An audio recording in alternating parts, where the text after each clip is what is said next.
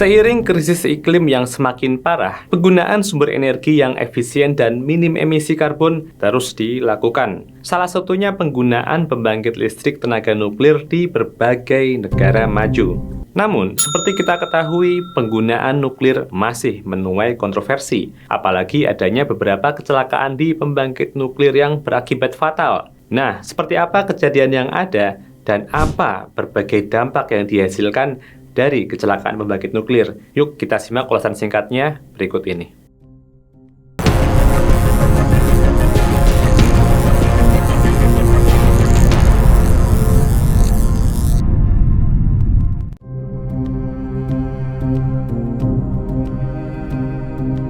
Pertumbuhan penduduk yang tinggi akhirnya membuat kebutuhan energi listrik dunia ikut meningkat.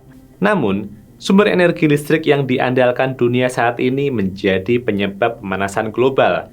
Alhasil, para ahli harus mencari alternatif energi bersih dan pembangkit listrik tenaga nuklir pun jadi pilihan. Menurut laporan Our World in Data, nuklir adalah sumber energi terbersih saat ini lantaran mengeluarkan emisi hanya 3 ton CO2 per gigawatt hours. Emisi tersebut jauh lebih kecil dibanding total emisi yang dihasilkan pembangkit listrik selama beroperasi, sebab emisi PLTU mencapai 820 ton CO2 per gigawatt hours atau kira-kira 273 kali lebih tinggi dari PLTN. Selain itu, nuklir juga memenuhi 6 kriteria green energy, yaitu tidak menghasilkan emisi, jejak karbon kecil, sumber energi tidak merusak ekosistem, limbah dapat dikontrol, berkelanjutan, serta biaya energinya terjangkau.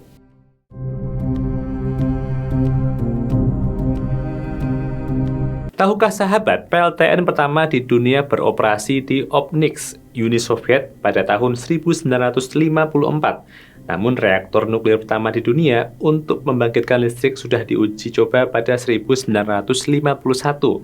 Kini, sudah ada 450 PLTN di seluruh dunia yang beroperasi di 30 negara. Total energi yang disuplai mencapai 10% dari daya listrik dunia. Kabarnya, masih ada 48 PLTN lagi akan menyusul untuk dibangun.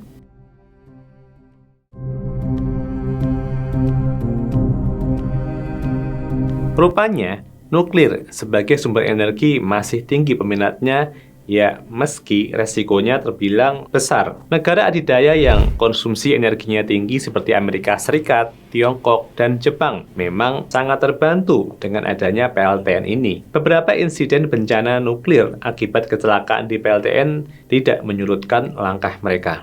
Nah, berikut adalah 3 kecelakaan terbesar pembangkit nuklir yang mengguncang dunia. Yang pertama yaitu PLTN Chernobyl di Ukraina, Uni Soviet pada 26 April 1986. Pada akhir 70-an, Uni Soviet membuat 4 reaktor nuklir yang masing-masing bisa menghasilkan 1000 MW. Setelah menguji 4 reaktor tersebut, kemudian menambah 2 reaktor di tahun-tahun berikutnya. Bencana terjadi ketika teknisi melakukan pengujian reaktor tersebut. Perubahan teknisi dalam menguji turbin menyebabkan reaktor tidak stabil. Reaktor nomor 4 mengalami overheat sehingga mengeluarkan uap panas disertai hembusan zat radioaktif. Beberapa detik kemudian reaktor nomor 3 terbakar. Ledakan hebat itu menyebarkan radioaktif ke udara, membuat ratusan ribu orang dievakuasi, 100 petugas tewas di lokasi kejadian dan ribuan orang meninggal terkena efek radiasinya. Kini, 30 km dari pembangkit nuklir tersebut menjadi zona terlarang karena paling terkontaminasi radioaktif. Tanaman dan satwa yang ada di area tersebut juga tidak dapat dikonsumsi karena mengandung radioaktif. Bencana nuklir Chernobyl memiliki skala 7 atau skala maksimum yang pernah terjadi. Yang kedua yaitu PLTN Fukushima di Jepang pada 11 Maret 2011. PLTN Fukushima berada di tepi laut dan terkena dampak hebat saat gempa 9 skala Richter mengguncang. Gempa bawah laut itu menyebabkan listrik di PLTN mati, sehingga pendingin reaktor ikut mati. Sebenarnya mereka memiliki generator yang otomatis menyala, namun akhirnya ikut mati setelah dihantam tsunami yang dipicu oleh gempa. Bantuan generator yang didatangkan dari udara pun tidak membantu. Ledakan itu sendiri dipicu oleh kerusakan pada batang pendingin reaktor akibat gempa. Alhasil reaktor overheat dalam waktu singkat. Ledakan tersebut menghasilkan zat radioaktif yodium-131 dan cesium-137 yang juga bocor ke laut. Alhasil, air laut di dekat reaktor nuklir Fukushima mengalami kenaikan radiasi 127 kali dari batas aman yang dicerna orang selama setahun. PLTN Fukushima sudah tidak digunakan lagi sejak kejadian, namun masih mengolah air yang terpapar radioaktif.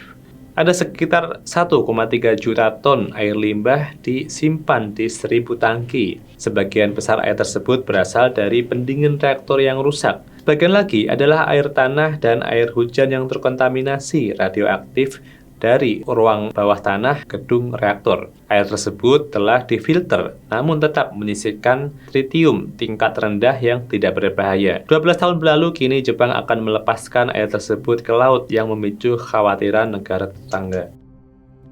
Yang ketiga yaitu PLTN Kistim di Rusia pada 1957. Bencana nuklir terparah ketiga adalah kecelakaan di proyek rahasia di kota Kistim, Rusia pada tahun 1957. Bencana nuklir yang terjadi bermula dari rusaknya sistem pendingin tangki mesin pembuang limbah radioaktif cair. Kenaikan suhu yang drastis mengakibatkan ledakan dengan kekuatan setara 70 hingga 100 ton TNT. Ledakan itu pun menyebarkan radioaktif ke angkasa sejauh 1 km. Awan mengandung radioaktif menyebar ribuan kilometer dan mengkontaminasi tanah. Kini, Kistim menjadi kota mati yang hilang dari peta. Bencana nuklir Kistim memiliki skala 6 dari maksimal 7.